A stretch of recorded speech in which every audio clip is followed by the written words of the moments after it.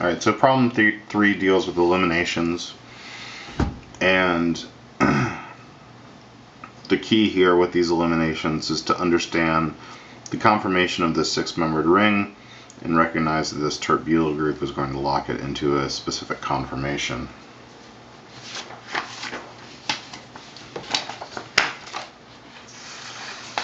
So, looking at part A, the first thing that we want to be able to do is to draw the conformation of that molecule.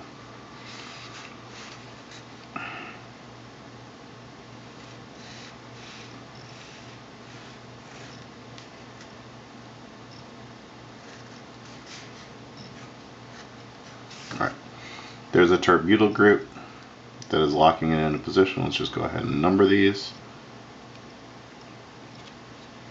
1, 2, 3, 4. I just like to do that to facilitate putting the substituents on. Methyl group, chloride group. And then at 3, you have a methyl group down, methyl group up, methyl group out. Okay. This is the important one right here. Alright, so there's 2 methyl groups here. So this chloride in this position is axial. So it is positioned correctly for 2 different positions to undergo anti-periplanar arrangement of a hydrogen.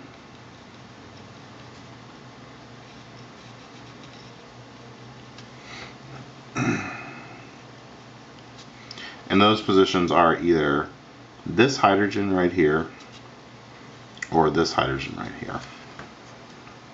And so then if you look then back at the question, is A versus B. It's the same substrate in A and B.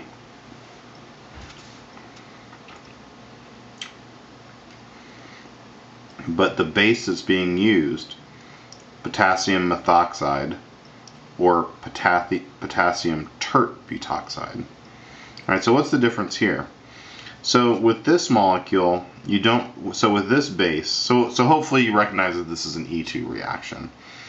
Right, strong base, and you're undergoing elimination. And so the difference between these two is the steric requirements of this base. So methoxide can remove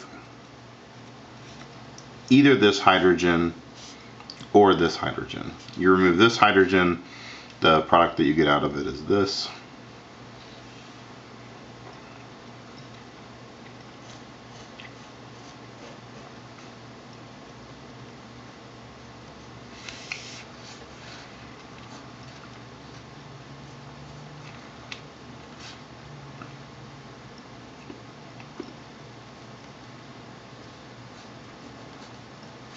Remove this hydrogen, the product that you get out of this is this.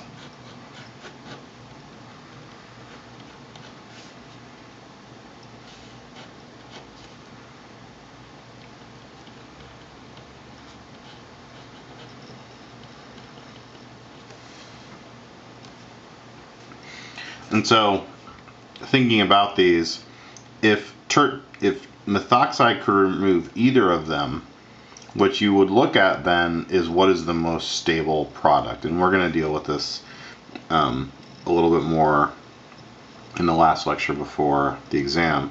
But this is a tri-substitute olefin, which is much more stable than a di-substitute olefin. And there's also other reasons why these exocyclic olefins are not as stable, but we won't talk about that in this class. So if you either recognize that this would be the major product, or you could get both out of the methoxide, that's good. So, but even more importantly is that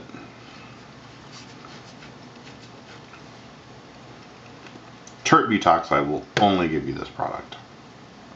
Okay. All right, and then part B, or sorry, parts C and D.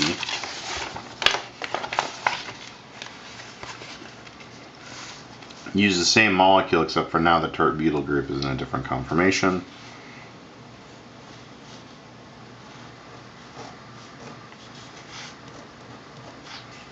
Alright, I'm doing it again. 1, 2, 3, 4. 1, 2, 3, 4. So 3 position, we'll have a methyl group and a methyl group. And at 4, we'll have chloride and a methyl group. Alright, so now this is equatorial.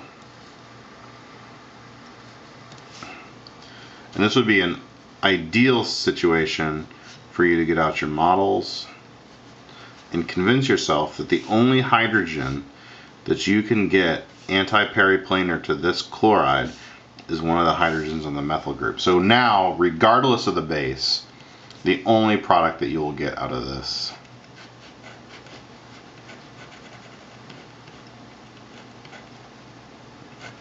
is this.